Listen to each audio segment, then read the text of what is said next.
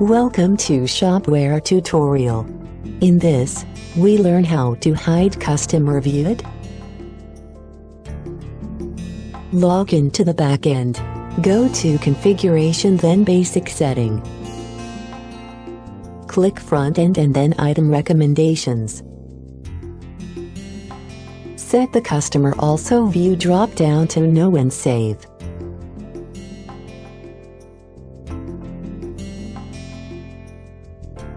Now go to Configuration and then Performance Cache. Select the development mode and click the Cache tab.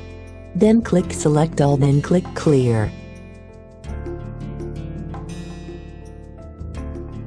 Now start the process. Changes are made. Now go to the shop. Refresh the page to see the changes.